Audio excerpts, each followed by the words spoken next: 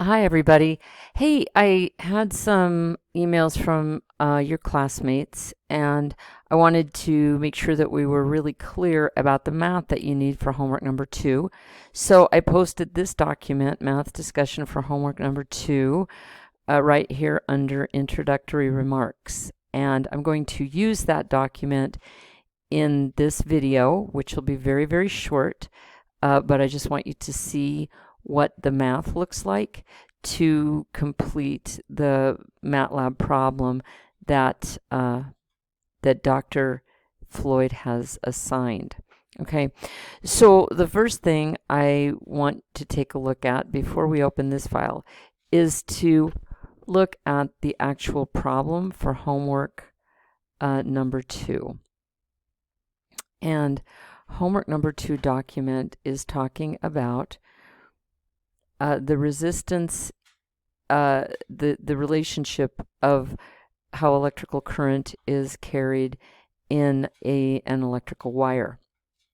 And this equation, V, voltage, is equal to I, current, times resistance, excuse me, is the basic equation of electricity. And what it says is that if you take the potential difference, which is measured in volts, it will be equal to the current measured in amps multiplied by the resistance in ohms. And we're given 3 relationships. That relationship, then the equation for the resistance. For a wire, it's dependent upon the resistivity of the wire, the length of the wire, and the cross-sectional area of the wire. So this formula. And then the area, because the wire itself, the cross-section is circular, the area is the cross-section of that circle, which is pi times the radius squared, or as it is written here, 0.5 times the diameter squared. Now if you remember, the diameter is the distance that goes all the way through the circle. The radius just goes from the center of the circle to the outside. So the radius is a half, or 0.5 times the diameter. So we're also given the wire diameter, we are given the length of the wire, and we're given the applied voltage, as well as those resistivity factors. Now, one other thing that we need to do before we can get into that, we first of all need to solve this equation, V equals IR, for I, because that's what we're looking for. We need to find the resistance of the wire based on each wire is going to have a different resistivity. The length and the cross-sectional area will be the same for the copper, aluminum, gold, and silver wires, but the resistivity will be different. And then we have to calculate the area. The third thing that we have to do is we need to put everything in what are called base units. Since voltage has to be measured in volts and current has to be measured in amperage, and resistance has to be measured in ohms. There's no milliohms or decaohms, or they're just base units. We need to have everything else in base units as well. So for example, the resistivity is in ohms per meter. Meter is a base unit.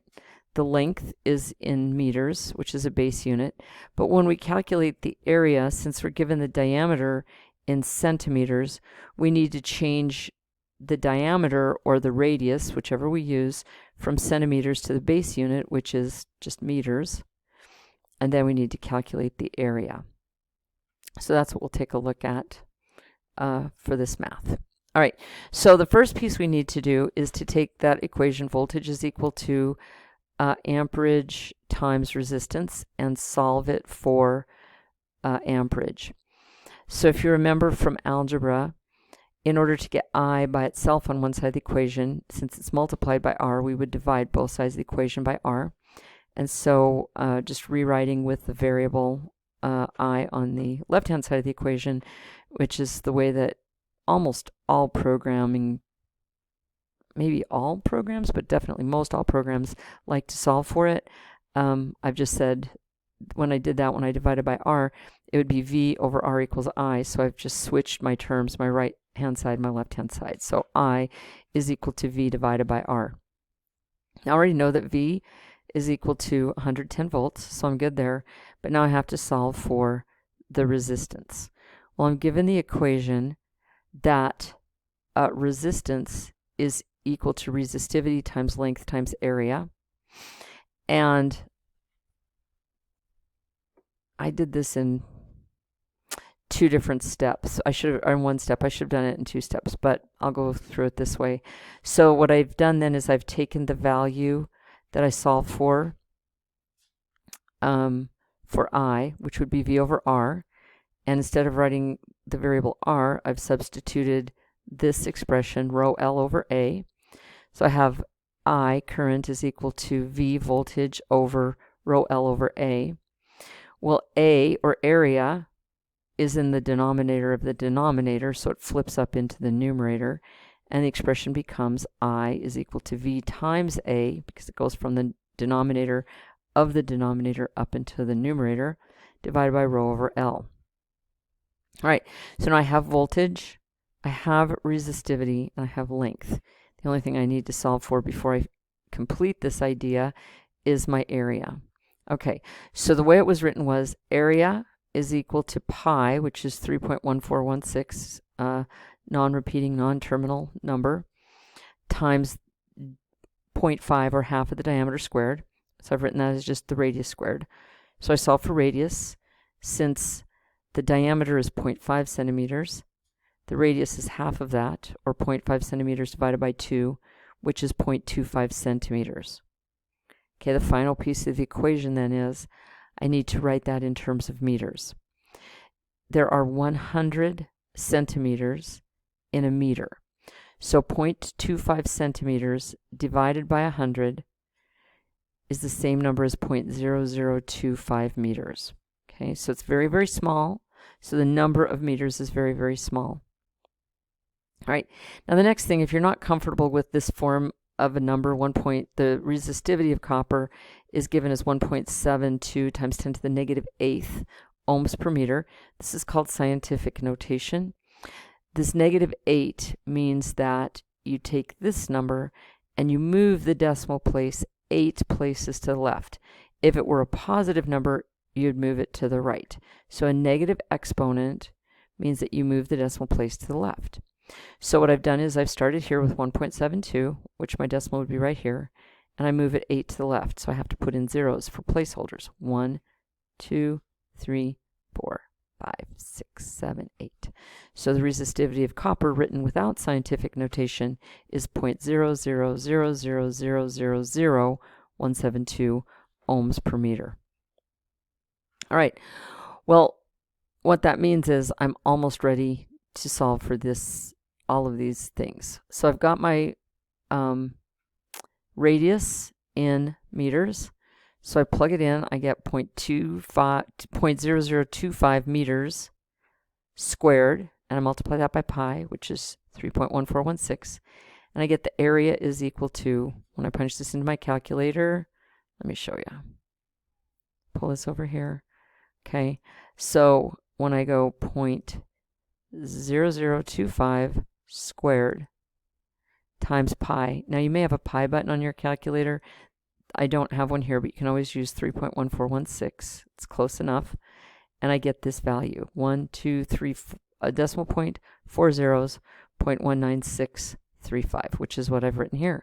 And that's how many meters squared that area is.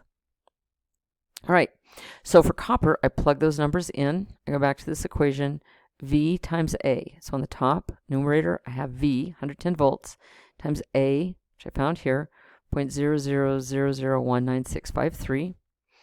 I divide that by the resistivity, 7.70172 ohm per meter times 10,000 meters. And when I put those numbers into my calculator, I'm leaving this one in. That's my area, right? Multiply that by my volts, 110. Divide that by the resistivity, I have 7 zeros, 1, 2, 3, 4, 5, 6, 7, 172, and divide it again by 10,000. 10,000 equals. And I get 12.557. So that means that my amperage, or my current, is 12.557 volts per ohm. And as I said earlier, base units, volts, ohms, and amps go together in that equation. So a volt per ohm is actually the same as an amp. All right, now you can quit the tutorial here. If you want to see how to use scientific notation, I did a little bit with that here. So what I did was, let me scoot this down. There we go. I did it really quick here, but what I did was I kept this number, the area. Instead of writing it in 0.00, etc., meters squared, I wrote it in scientific notation.